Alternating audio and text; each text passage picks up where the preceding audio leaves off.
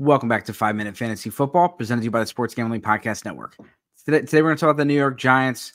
We have Saquon Barkley's out of town. Malik Nabers is really the only star. And you got Daniel Jones coming back.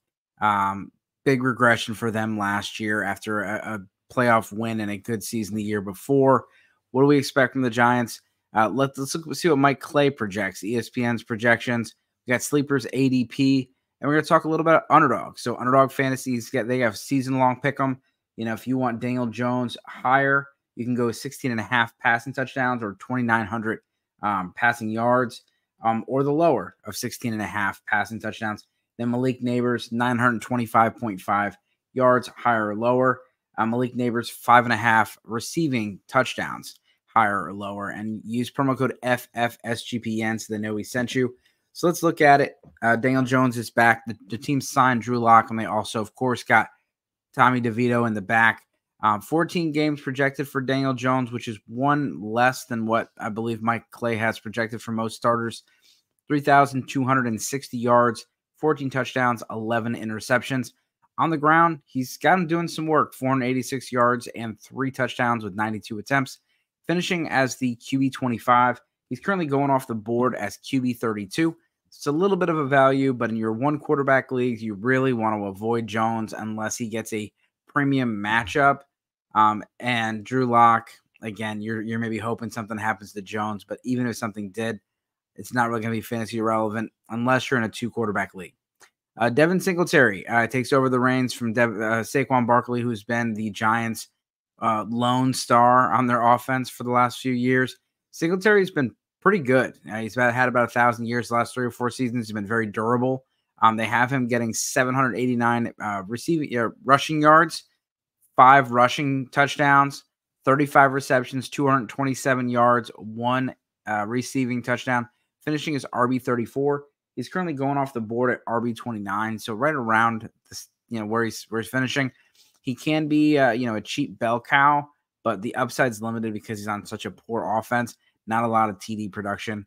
And we'll see what happens in the receiving game. They got Tyrone Tracy.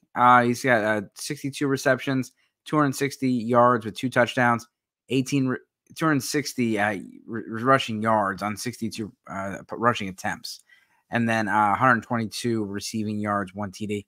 Eric Gray's had a very, very good offseason. He might get more work. They got him and Tracy basically splitting. Gray with 226 yards on the ground, 89 in the receiving game. Both of them finishing outside the top 60 running backs, and not someone you want to target. But Gray, like I said, Gray's made a case. Tyrone Tracy, we thought he was going to be out due to that injury, but he seems fine. But again, both those guys are not really fantasy relevant in 2024. Malik Nabers, he's going off the board as QB wide receiver 24. Mike has him finishing as wide receiver 28. You see the highlights. Even if it's Daniel Jones throwing the quarterback, you're still going to like a guy that's going to get 8 to 10, maybe 10 to 12 targets every game, and a lot of garbage time points on this really putrid offense. 127 targets. He catches 79 of them for 1,034 yards, 5 touchdowns, and again, finishing as the wide receiver 28. They have Wan'Dale Robinson as the Giants' second receiver, 87 targets. Darius Slayton, 81 targets. Jalen Hyatt, 75 targets. Then Allen Robinson, he's on the Giants. I have him finishing with 23 targets. So if there were to be, a little bit of a distribution where Wan'Dale Robinson or Jalen Hyatt were to get more than, 90 targets, their fantasy outlook could look a little different. But the way it has it, you don't want to draft anybody but Malik Nabers. And Malik Nabers, you're pretty much paying where Mike has him finishing. You're not going to get a huge value there.